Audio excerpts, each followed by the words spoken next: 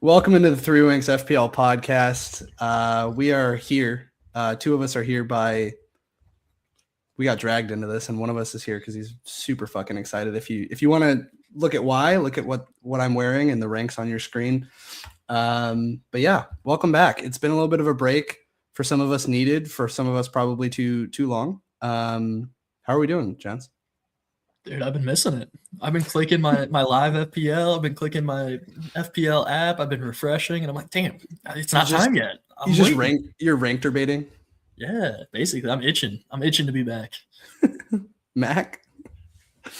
I'm like the opposite side, obviously. Took a 100k red arrow last week. Lovely. Personally, I'm good. My life's been great not thinking about FPL. It's like or soccer as a whole. Like, yeah, right. It's the meme of like the two dudes on a bus where one's like FPL's back and the other's like FPL's back. Yeah. So what's happening in real time right here. Yeah.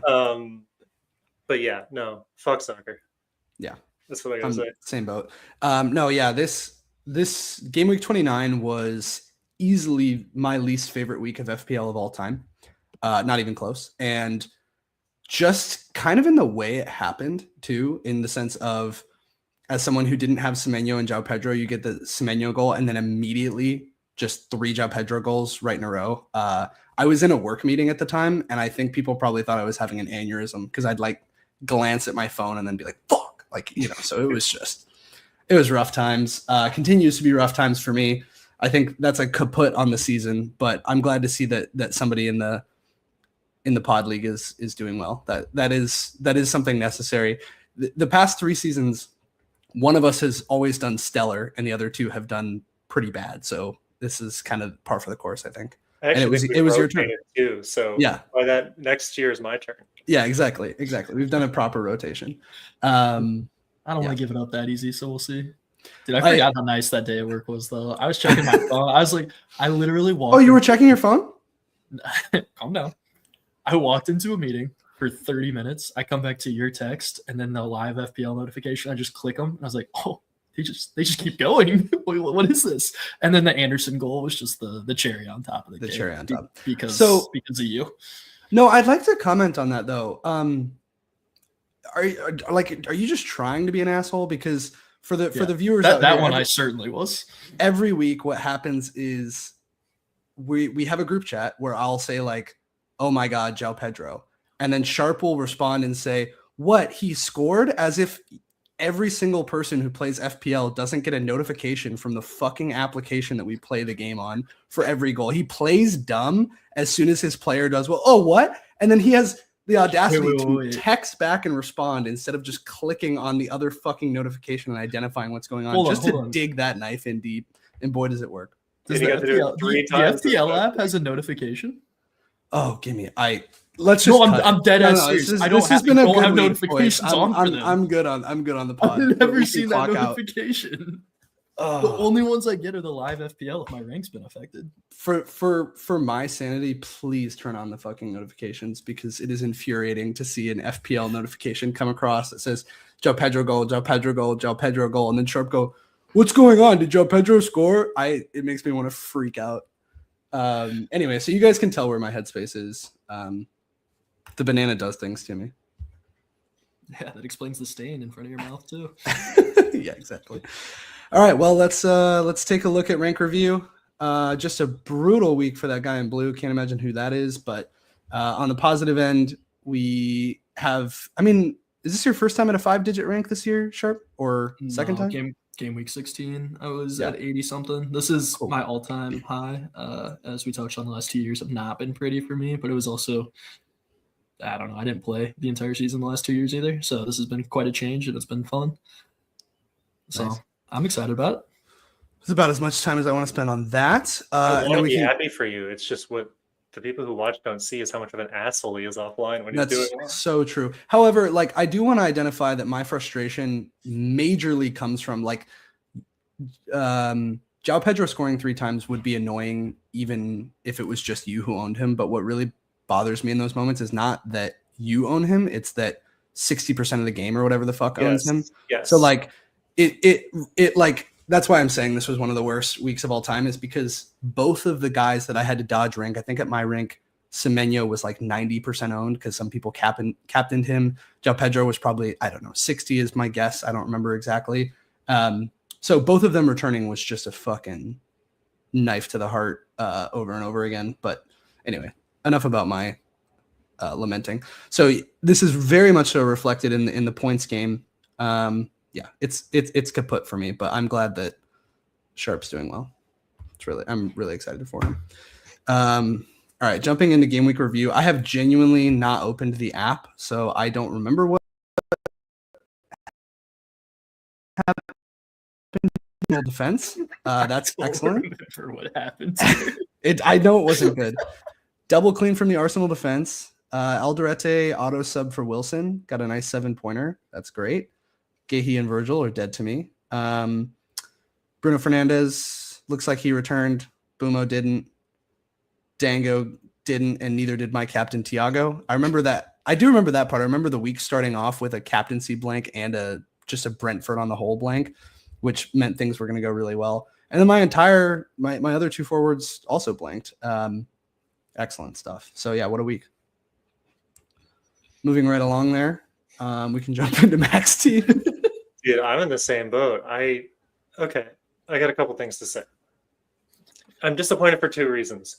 One, because I feel like I made good choices and somehow got massively punished for it. I was feeling that way when I was looking at like just some cursory my cursory entry back of seeing some like content creator transfer targets, and it's all just the players I already have. And I was like, fucking sick.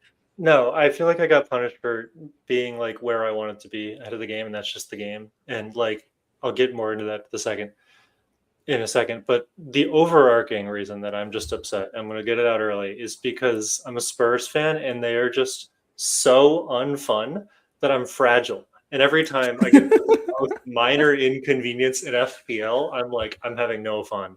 Like, it's not good on a club level. It's not good on what's usually my escape, because I mean, Spurs haven't been great assets in FPL in a couple of years, if we're being honest. So it's like,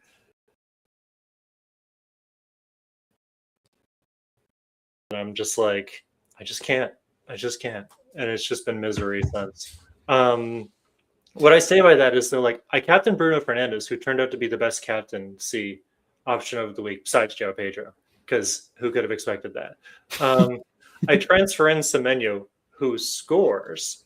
Nice. And so, and Gabriel gets 11 points and Raya gets 7 points. So I'm like, okay, I got a good team, good games. A lot of my guys are returning. And then somehow I get on, and I'm just like under my safety score by like 12 points. And I'm like, what's going on here? Joao Pedro alone cost me 30,000 ranks. But then there was just some other like nonsense, like a Saka goal cost me like a ridiculous amount of points. Like 7,000 ranks. And then Rodgers had a disallowed goal or a disallowed assist to Watkins. And it was just like, it started out so hot, and then it was just like one kick into the nuts after the other. And I was just like, oh my God. And so like Senesi benching, Liverpool not keeping the clean sheet, Alderete benching, like it was just bang, bang, bang, bang, bang. And then Spurs are going for relegation at a breakneck pace. They've just done the inverse of Wolves. And I'm just sitting here and I'm like, I genuinely cannot look at anything soccer related in a couple of weeks. I haven't listened to a podcast. I was reading a soccer book called Inverting the Period. Stop reading that. I have not watched a single Spurs game. I have not looked at the FPL app, and I'm feeling much better now. And that's the venting session. Now we can get to the ring of applause for our leader. Take it away. Yeah, Mac's bench looks more like my benches usually look, so that was kind of nice. I mean, to be honest, it's not like I had vastly different teams than you guys, which is probably the most annoying part for you guys. Like a Bournemouth defender. Mac has a Bournemouth defender. We all have Gabriel. Semenyo is on most of our teams. Bruno. I have 2 forwards that blanked as well. It's literally just Anderson and Joao Pedro that were my huge differentials, which is great. I actually don't remember if I started Anderson or if Wilson subbed. No, you didn't start Anderson. Wilson subbed off. Yeah. And that's what's really annoying about it. Also fair. But yeah, no, I mean, got lucky with that one. And obviously, Joao Pedro's hat trick is just an absolutely absurd thing. I do think it's hilarious. I was just game that was, I believe, okay. Oh, that was 1-0. So there's only a goal scored. But the only reason that he's that high is he got the 3 bonus points because he had 17 fucking DEFCONs. Yeah, because Saliba was out. So that is like a known thing at this point, right? Is if Saliba's out, Gabriel just mops up DEFCONs for lunch. And it's amazing. I love that. I was just happy. I got a little bit of luck here, and I'm not mad about it. I'm gonna ride it out. The crazy 100%. Part is how good some of those feel. I mean, my game week rank was still 1.5, 1.6. Like there are people that had insane weeks out there. Yeah, I'm wondering if that's mostly chip play or if there's like a big threat that you didn't have. If you got like a Bruno captaincy, 16 points, or if God forbid you had captain Joao Pedro. Yeah, true. Yeah, I think it's worth touching on Joao Pedro. Obviously, he's like the man of the week. It's basically, did you have him or did you not? I think this is a hilarious graphic that came from Rob T.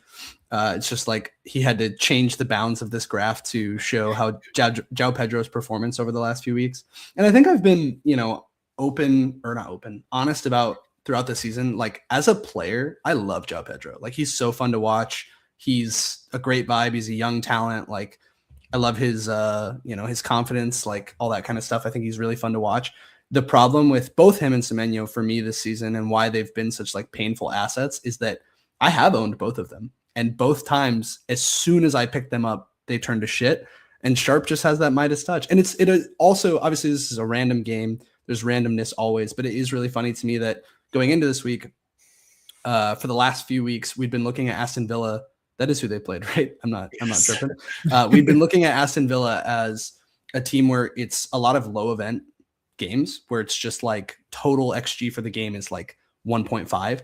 And that had been true for like weeks and weeks. So if anything, you think this is the week that Joao Pedro probably slows up, and no, he bats in 3, of course.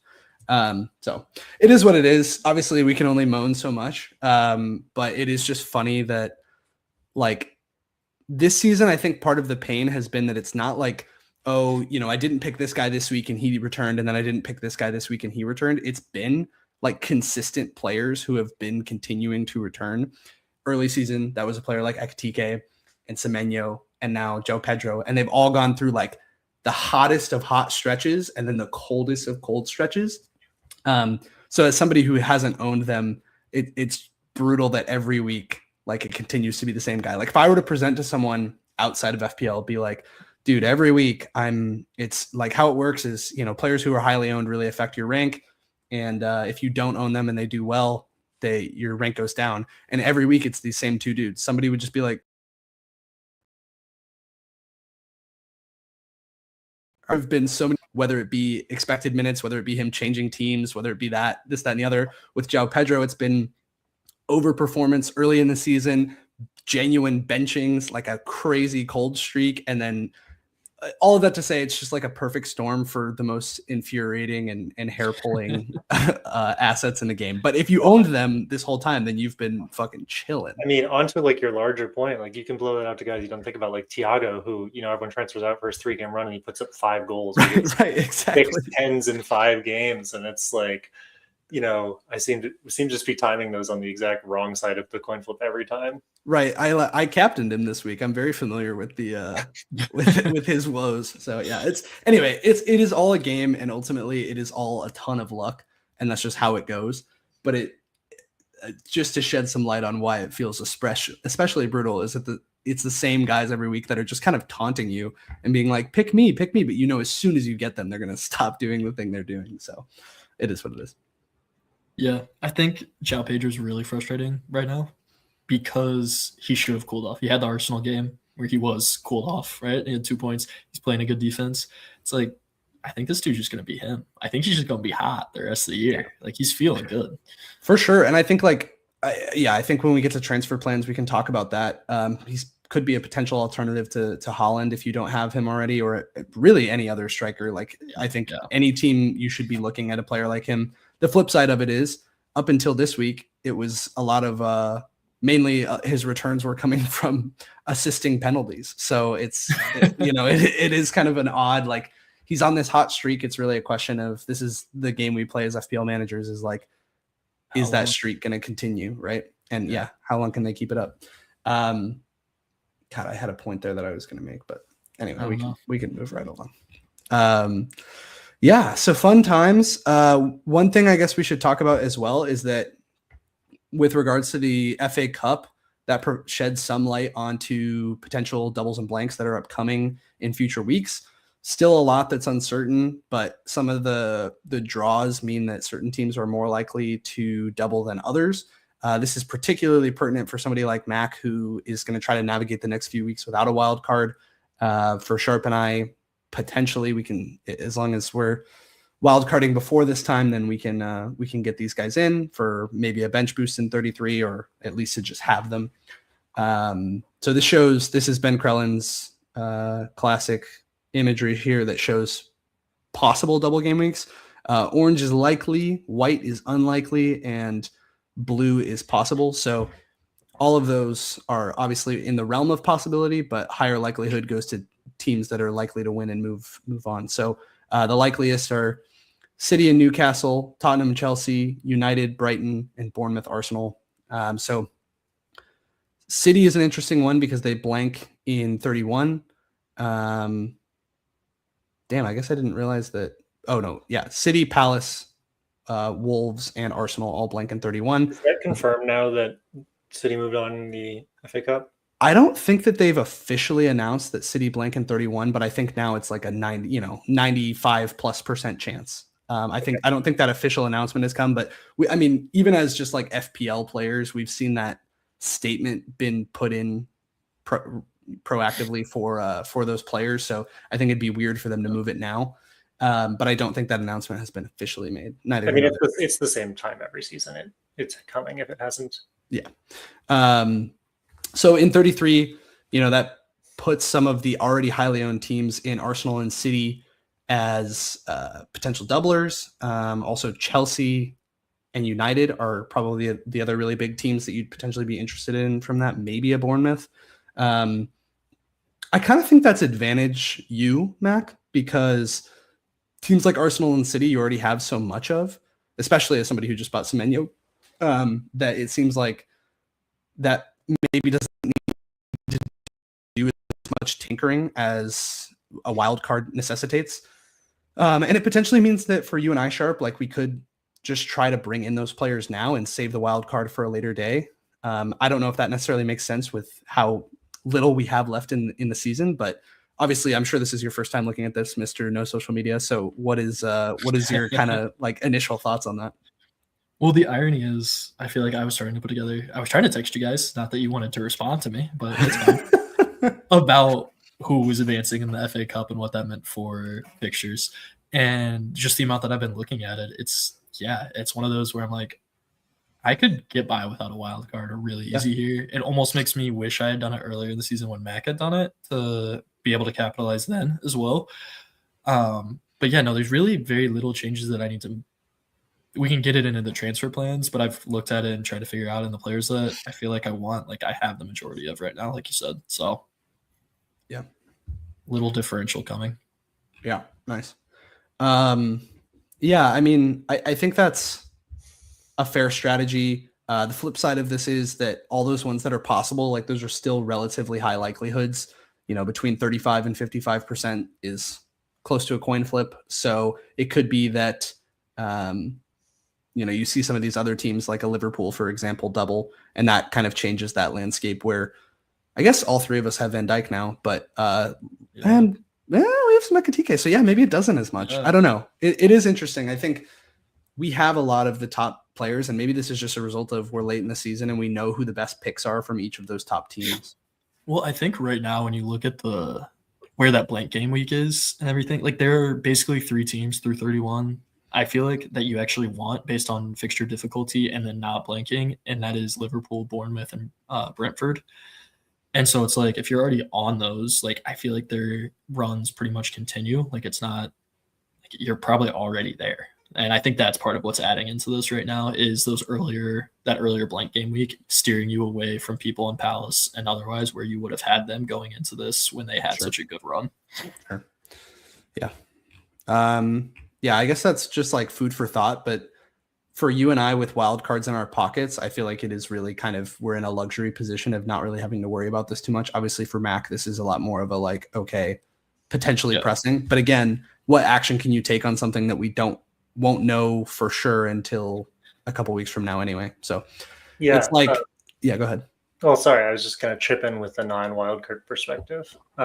Since I've already used that chip, I do still feel good about it. Like, you know, I was up to 300K before this disaster of a game week. So, you know, I gained 400K ranks in 4 weeks after using it. I feel pretty solid about that. And then I look at these weeks and I'm like, sort of what Sharpe said, where I feel like all of the players already from the teams that I want. Like, even if some of these potential guys happen, I'm not going to pick up a Burnley asset. Probably not going to pick up a Crystal Palace asset. Like, maybe, I don't know, but probably not. I guess it depends on if they double twice. That would make them more enticing. But I have City guys, you know, I have Liverpool assets. I don't have any Newcastle guys, but that's a harder game week because they play Arsenal potentially twice in 2 weeks. So, like, you know, I feel like as long as I'm paying attention, it'll be easy-ish to navigate just because I feel like I'm pretty set up for it. I think the real challenge is going to be not overreacting to this past game. We can do something stupid, and that's going to be the hardest part. That's what I was just going to say. I think this, regardless of what your strategy is, even for Sharpe and I, who are potentially wildcarding in 32, I do think this does lend itself towards rolling your transfers, which are the magic words with Sharpe, which I don't even know why I try. Like, he's fucking whatever.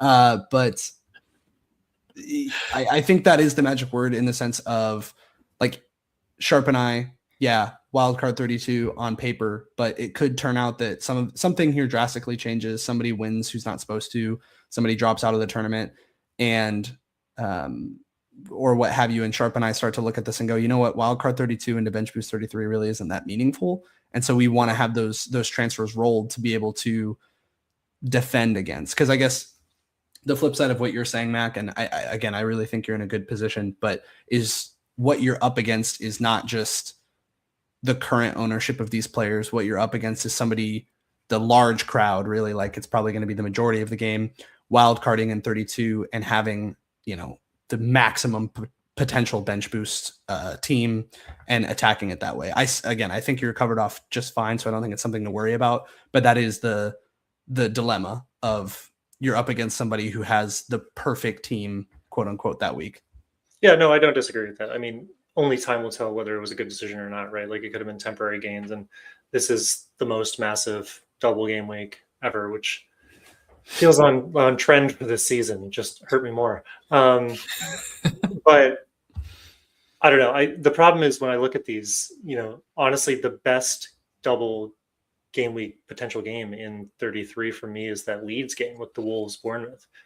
A lot of these aren't that great. Like, it's one hard fixture, one easy fixture, pretty much for every team.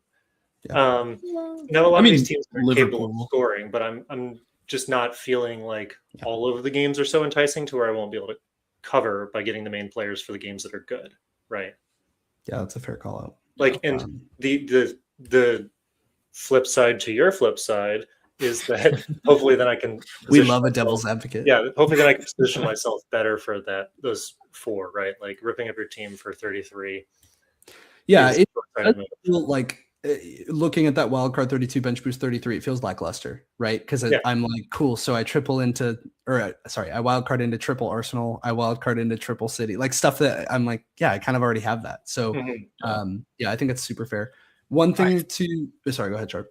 No, I was going to say two things. One, we want chaos to happen as wildcarders. Like, I would love the worst teams to advance in the FA Cup to have that upper hand. However, I agree. I don't think that's going to happen. So I think Mac's in a great spot. Two, I think it's really frustrating that our run out has some of the worst teams with the best fixture runs. Basically, the best fixtures that we have left, you're looking at like a West Ham, a Leeds, I think Sunderland's up there somewhere, Wolves, like those aren't like players that I wanted. Maybe. Yeah, but I'm like, that doesn't get me excited. No. Like, there's not people to go after on those teams necessarily, or that we know of yet. Right. So I'm like, everyone's going to still continue to have the high-owned guys. Yeah. I wanted to bring up this graphic that now we've used a couple weeks in a row or what have you, but just to talk about that, just because you're seeing doubles doesn't necessarily mean that the player that you're going to get is going to play in every single game, and that's also worth considering. Obviously, there's only so much you can control and do in that sense, but it does, present more potential for rotation risk, especially with those teams at the top that are also playing in Champions League. Like we saw some of those games happen today. Like I think Haaland got pulled early. I forget at how many minutes, but gives you an indication that there just is potential for rotation. So even if you set your team up perfectly and have all the doubles in mind, it may just be that you get one game out of one of those guys. I mean, we've seen even a player who does play both and we triple captain them can underperform. So it doesn't really matter. And at this point, who cares? Who cares about FPL? Just do whatever you want. It's fine. Nobody cares. Just go with vibes, baby. Yeah, just go with vibes. There are no vibes for me is the problem. Unfortunately, it's a little too real. Yeah. This is my favorite graphic that I look at every week. This is an FPL Harry graphic just because I love it as gives you kind of a quick review of where teams are, how they've been doing, and then how they've been doing recently. Obviously, it's worked out super well for me using it. So definitely use this as a resource. But it does show a couple of interesting trends. One, that Chelsea were already one of the best attacks and continue to get better. They are officially now, in terms of XG per 90, the best team in the league in that sense. And a team that had across the whole season. Oh, it says last 6. Okay. Yeah, so last 6 in the far right column, but these are sorted by their XG per 90 on the season. So the center column of each thing gives you, your actual ranking over the season, and then the column to the far right gives you how you performed in the last 6. So it just gives you kind of the trend. Good news for Mac. Tottenham's out of relegation in both of them. Well, just barely. Yep. Well, just barely.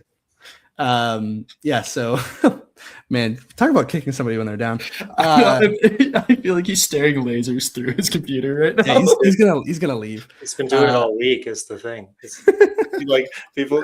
I sent one. This is why I moved cities. Yeah, this is why I don't live near him anymore. One text.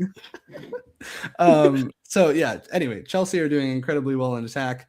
Liverpool have gotten things going a little bit more in that sense. And then a lot of decliners in that top group, namely Brentford. So we talked about them having a great run. Obviously, Mac and I are invested 2x in that attack. And we have seen very directly how they've been underperforming a bit despite good fixtures.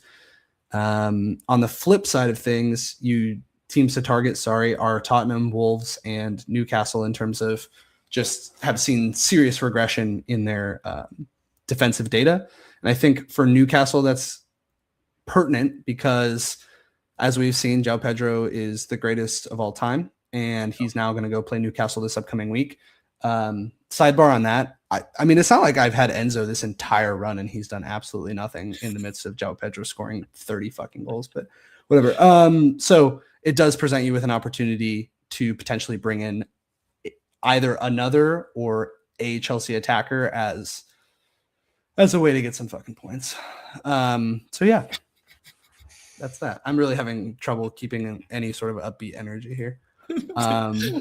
This is wild. I've never actually seen you guys both just this yeah, I do. I actually do love that I have a compatriot here because it makes me feel I wore better. the hat for the first 8 game weeks of the season, and I'm more miserable now.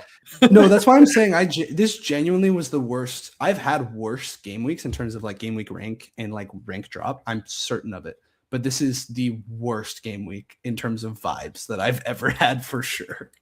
Again, I'm not trying to take it out of FPL, but it's just the Spurs thing is weighing so heavy on the mind. That's the other factor. You're a mercenary, so at least you only have one access of just despair.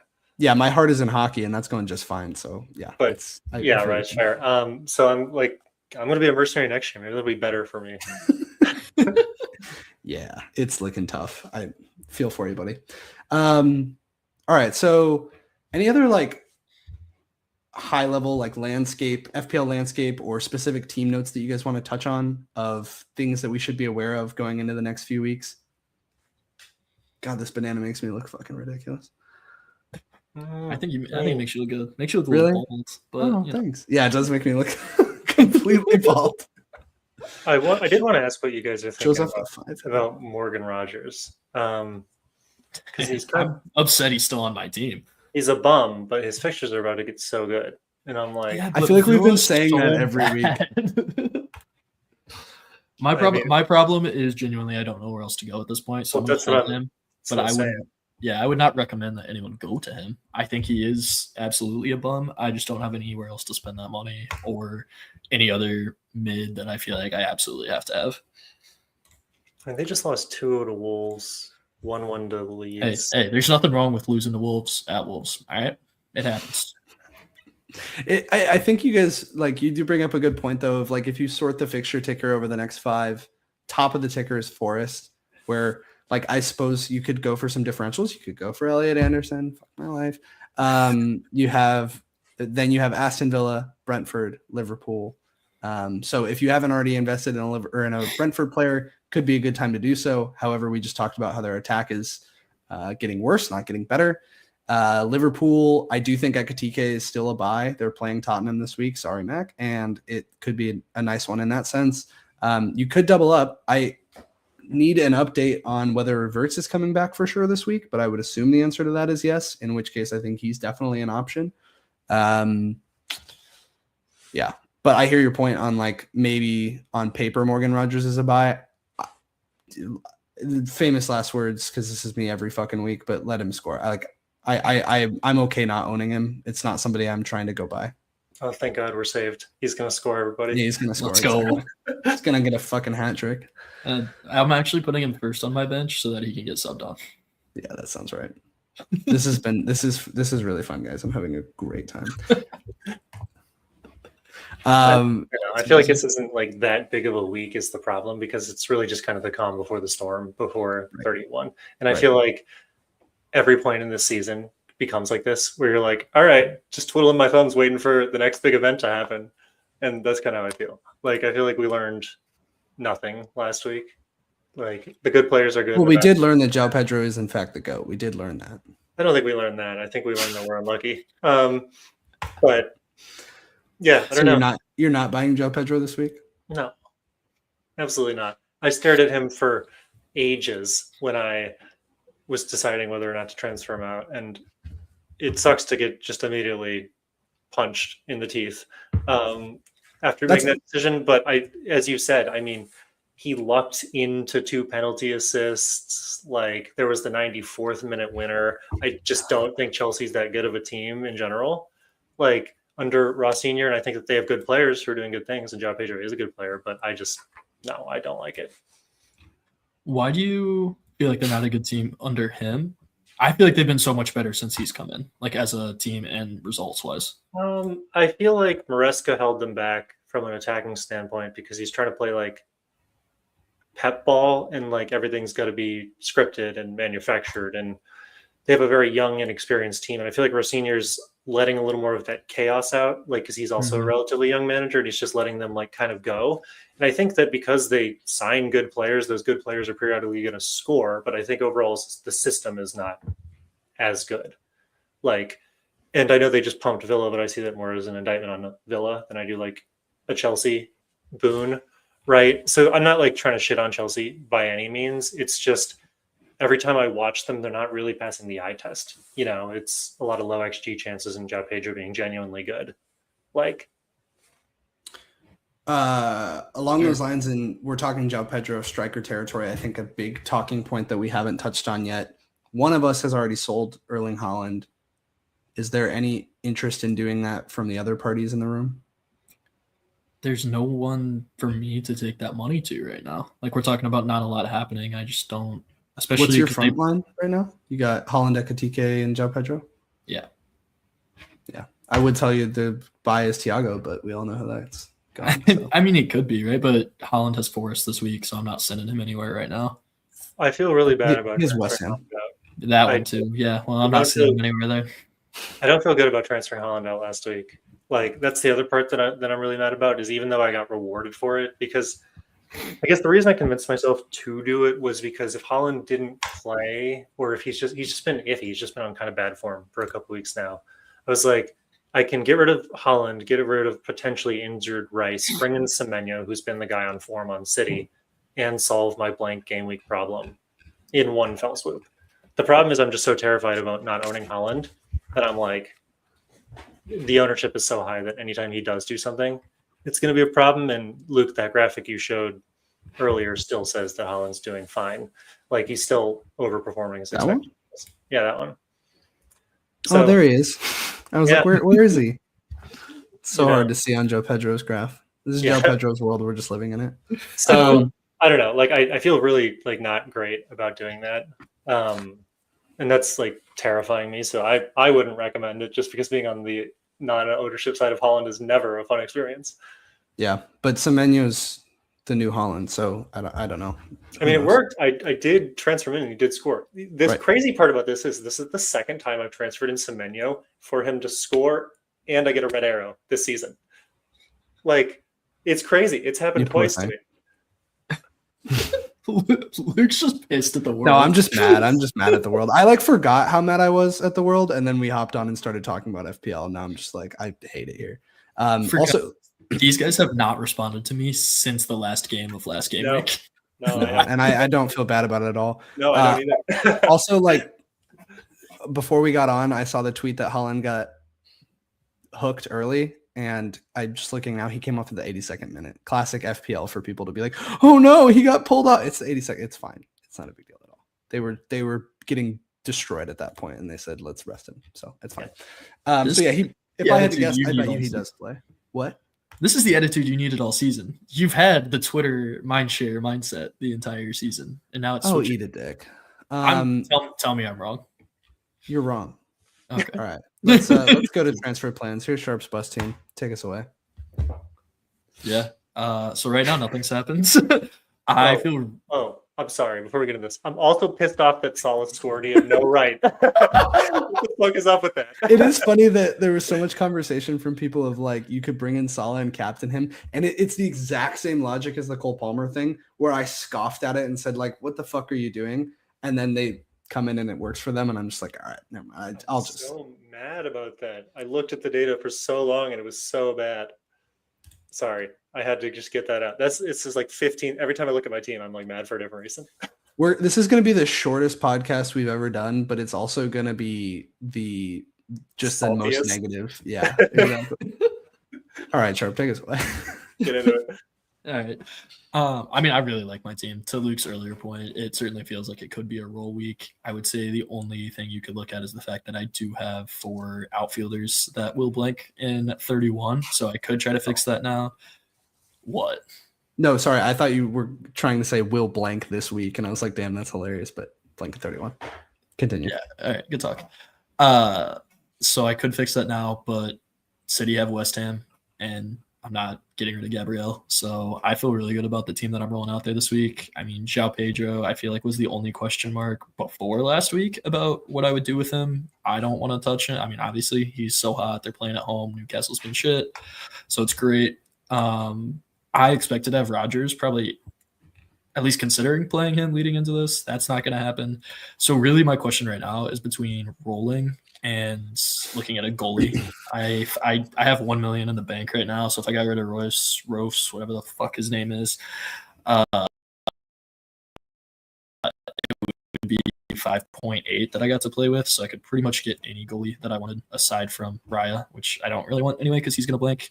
And I don't know if I don't really want to play for Brogan over the next couple game weeks. So I'm kind of looking there. And this is where I've been looking at like the fixture ticker because I'm like, I want to bring in Henderson, but Palace blank. I think that would be a great option. So now I'm basically stuck between Petrovic at Bournemouth, which would put me in a double Bournemouth defense, which feels like a lot to be banking on there, even against Burnley. Or I'm looking at Keller at Brentford, and that doesn't really excite me either. But I don't know. Those have been my thoughts. I hate you both. I've texted you guys. All right, whatever. Good. Cool. No, excellent thoughts. That's been really fun. No, I'm glad you shared those. Yep. Yeah. No, I don't know, dude. Like you're talking about a goalie. Like truthfully, like even if I wasn't in a bad mood, like you're talking about a goalie transfer from a shitty goalie to another shitty goalie, I think you just roll.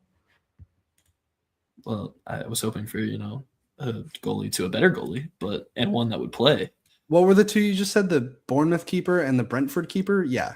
That's just as bad as what you got going on right now. I don't think that's in either case an upgrade. Genuinely. Really? Like, I mean, one of them could keep it's not to say that one of them couldn't keep it clean, but Bournemouth are horrible defensively. Brentford are fine, but probably just as good as Brighton. So I don't know. I liked my 8 points from Hill last week. I don't feel like they were that bad. I don't hate Kelleher from Brentford. I know that they have Wolves and Leeds next. And Leeds are terrible away, and this time I know which one they're playing at. They're actually away. That would be good. Then they play Everton. Hold up. It's at Leeds.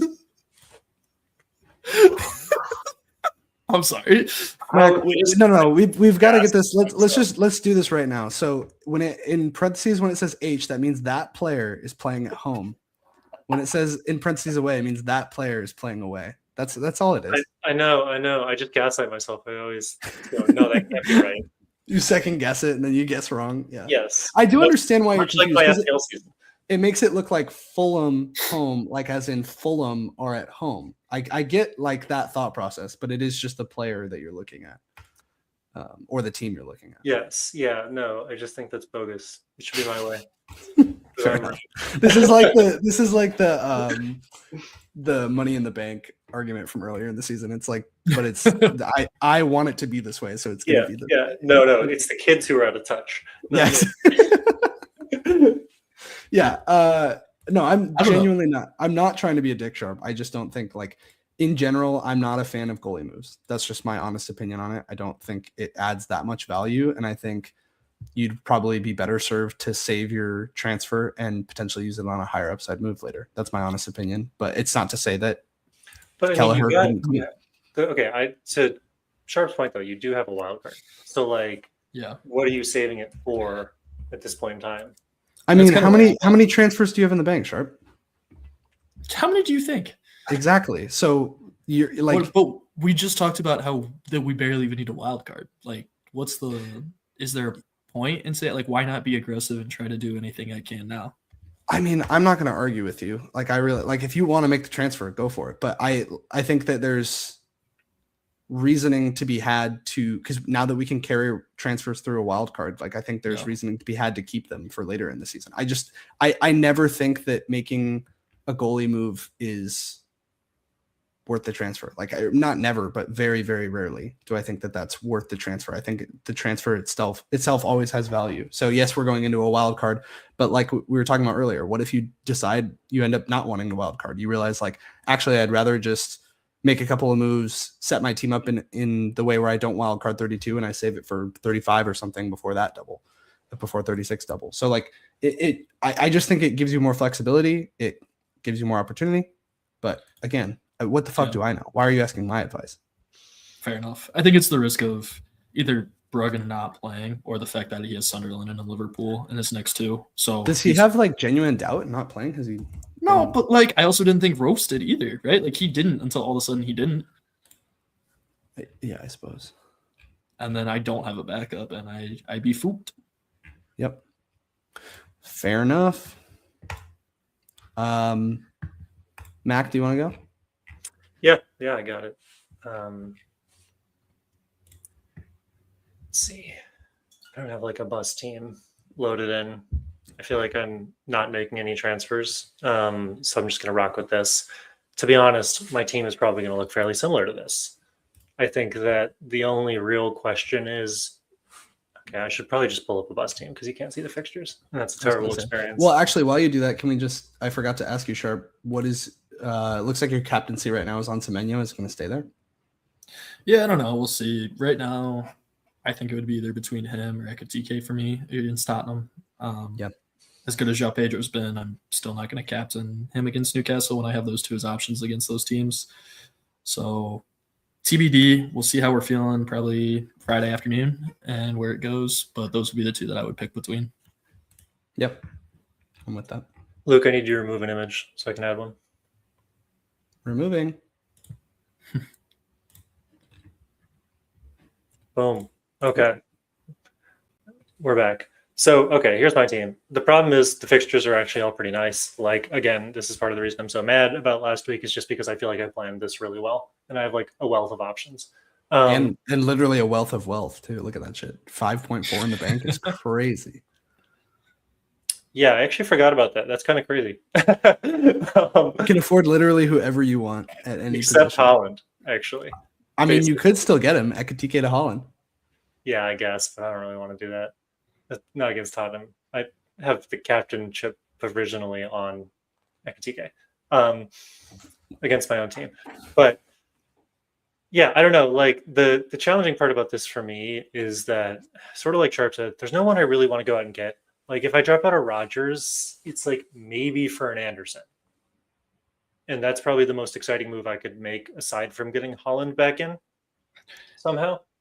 And that would give you like 2 more million in the bank. You would be stupid rich. Yeah, I know. And like for what gain? At this point in time, It just doesn't feel worth it to like make a transfer when I have so much money and good fixtures. Like I can't play all 11, therefore I don't need to I feel like transfer in somebody who's going to allow me to just bench somebody else with a good fixture. Therefore, I'm probably just rolling into 31 to avoid any unexpected surprises. And this is going to be a stupid decision, but I'm probably not bringing Haaland back until 32 at the soonest because I took the 2 transfers early last week. My plan was dump in 28. You know, I had 2 transfers going into 29, and I was like, I'm going to hold these until 31 and have like 5 to get ready for 31. I used those early last week to get rid of Haaland and Rice, solve my Arsenal City problem for the blank in 31. So I really can't, I don't think, bring Haaland back in only to have to transfer him out the next week. I was going to say, I feel like that's obvious that you aren't going to bring Haaland in. Why would you Yeah, bring him but back? like it's really horrible knowing that I'm going to be on the opposite side of that this week. It's just 1 week. You'll be okay. I mean, Yeah, if I were you, Joao Pedro last week. if I were you, I wouldn't bring him back in until 34, right? I mean, he Yeah. blanks Chelsea, Arsenal. Yeah. No, I don't disagree. So I feel like this is my sort of season-defining move right here. The wild card into getting rid of Haaland. Like I'm really betting against the ownership, and we're just gonna have to see if it works out for me. I just tried it. Like it's really never a good idea to go against the ownership because if it returns once, I lose a million ranks. But at the same time, like I like my team. I'm not dissatisfied with how I've been playing the game. And I have a ton of money and all of the guys I want, barring Haaland. So yeah, I don't know. Guys that I was watching that I like potentially want to get in would actually be an Anderson because his fixtures get nice and he's attacking more. Rodgers on the watch list in terms of exits just because he's a bum. But I'm like, the fixture run's just so good. So I even if I could make a transfer this week, I don't know where I would go, so I probably just won't. I think the only... Sorry, go ahead. Krupi to Joao Pedro? It's enticing, actually. But I mean, it requires Haaland to get 2 moves, but you're saying you're going to wait 3-4 weeks until you even consider bringing him back in. You could stack transfers to get back to him. The problem is, okay, so hypotheticals for you. Who do I bench? Rodgers, Alderete. Rodgers is obvious. Alderete is probably the other obvious one. Yeah, I think it would just be Rodgers. Yeah, that's easy because then, I mean, you have a wealth of defenders, so yeah, it would be right. But we're still Joao one Pedro for Rodgers. We need another bench. We have 2 on the bench right now. Yep. Yeah, it'd be 3-4-3. What do you mean? So he brings in Joao Pedro for Kirky. Give me fucking player names. God damn it. Who are you benching? Rodgers. Oh my god. Who are the other 2? Fucking pick 2 defenders. That's what I'm saying. It doesn't matter. Okay, Like pick up 3 defenders. I don't. Okay, so you pick. You're obviously playing Gabriel, probably Senesi. So that's between Gahey and Virgil.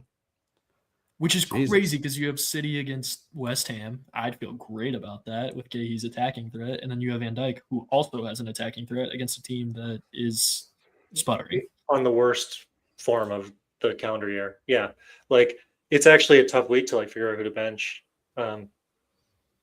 And I don't rate Joao Pedro. I can't bring him in and be a coward after I just shat on him for the first half of the podcast. That being said, I hadn't considered that is an enticing move. The only thing I'm wondering though is like, should I not consider playing Krupi versus Burnley?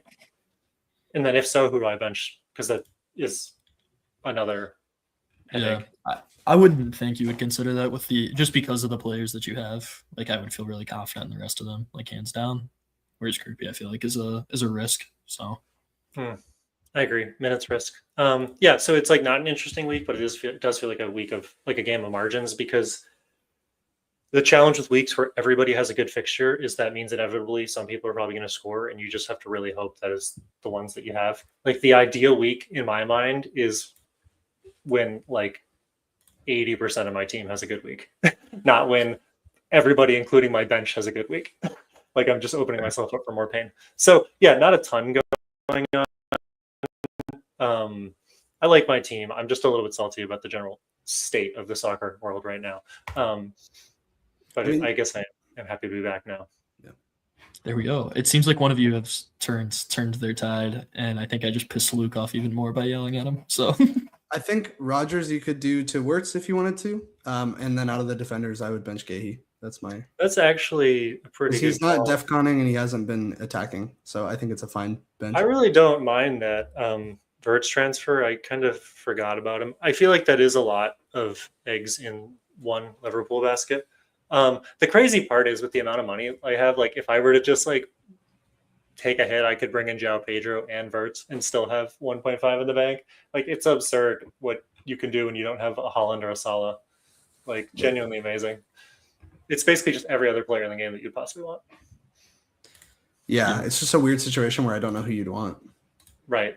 So yeah, it's interesting. Let's see yours, Luke. All right.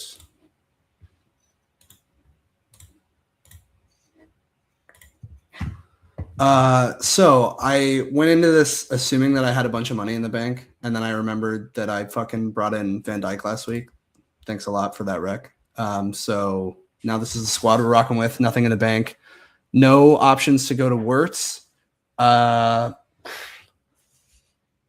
probably want to find a place for Hill in the starting lineup.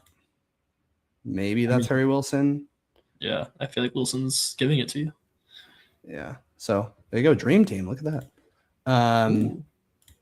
Yeah. I don't know. I don't think I have any moves to be made. I think this is a fine team on paper. It's like you said, everybody's probably got a pretty fine team on paper right now. Like yeah, it'll find ways to disappoint. I think the question is more so around captaincy. I'm with you, Sharpe. I'd probably go Ekitike would be my thought, but Bruno has also been the best captaincy option over the last few weeks, so definitely is worth a consideration. But the problem I have is that my team is like so extremely similar to yours, Luke, that like how do we differentiate from each other? Yeah, how do I not get in the plunger as the main game I'm going to try to play this way?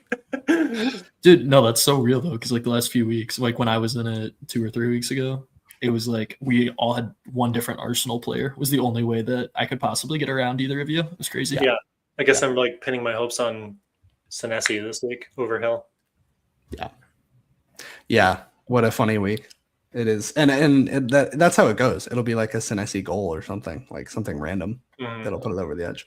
No, I think you guys are going to strike back with Bumo and Dango. I think that's going to be. I'm eventually going to get bit by that. Hope so.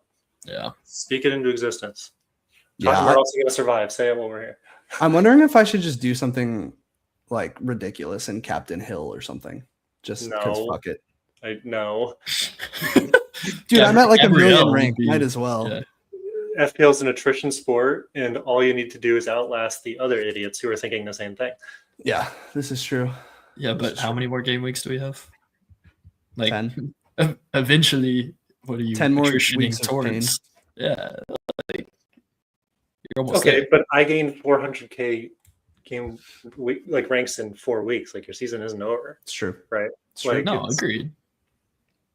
I mean, it's hard to not tune out when it's going terribly on every front. I understand. I've been there, but yeah.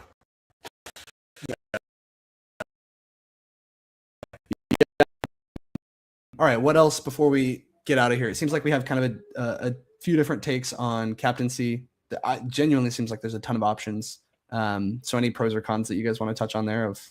I think Ekitike is a great shout, just unfortunately because of how bad Tottenham are. But yeah. I think you could say the same for Thiago against Wolves. you still could go Haaland against West Ham. That's a totally fine captaincy. So is Semenyo. So is Bruno. Like, I really think it's wide open. So is there anything that makes you guys want to go to one of those guys over the other? Well, okay. So for me, Luke, you've been remarkably nice about this Tottenham thing. Sharpe, I still hate you. But I mean, I've been saying like that they're bad, but just saying sorry every time. I said it like I was about to say I've definitely been saying it more than Sharpe. It's just not. It's no, it's just because I'm not smug. That's the difference. There's no malice that I'm not doing well. So that's why you know that I'm in pain when I'm saying. Well, okay. So here's the thing. Like, genuinely, it's Tottenham versus Liver VAR pool. So they're going to get a pen that they don't deserve, and then Ekitike is going to take it, and it's going to be great. Actually, jokes aside, though, I think that Ekitike is probably the best player playing the worst team, and I think that's what I look for in my captaincy most weeks. Like, just what is the most gap that I can get? And I don't think West Ham are like very good, but they've been on form, which is super important in the survival battle. And City really like haven't. Like, they just got pumped to Real Madrid. I'm thinking that they're thinking that the title race is probably over, which another misery point for me. But it doesn't feel like that City is like waking up like a sleeping lion. And, we have question marks over Haaland. We have question marks over the Brentford guys. It feels like to me, it really is just like Ekitike or Joao Pedro, if you believe in the hot hand, I guess is the two where I'm actually leaning. Yeah, I think the ironic part about City is as they usually wake up towards this part of the season or towards the back half, it's the two guys they brought in that have probably been playing the best for them, like non-City players coming in and being studs. So I just think that's interesting in total. I agree with you. I think Ekitike is a great option, but Semenyo, my hesitation with Ekitike is watching Liverpool consistently enough. You don't know if you're going to get the team that decides to play aggressive and press. Yeah, or you're going to get the team that loses to Wolves. So that's the main reason I feel bad about this Ekitike transfer. Is because that Liverpool team is just so hit or miss, and they looked so good 2 games ago, and that made me want to bring them in. But then last game they just didn't show up. It was so weird. I mean, we just lost 1-0, and ironically, VAR took away our goal against a fucking Turkish team. So that's sick. An angel just got its wings. I like non-FPL related, but you guys are talking about this title battle. I still feel like City's really in this. They have a game in hand. They're only down 7. If they win that game, they're 4 back. They've won 4 of their last 5, and we're not that far off of Arsenal drawing to both Brentford and Wolves in the same week. So Wolves is a fucking tough squad. All right, I'm tired of hearing they're hard nosed. They're hard nosed, running between the tackles squad.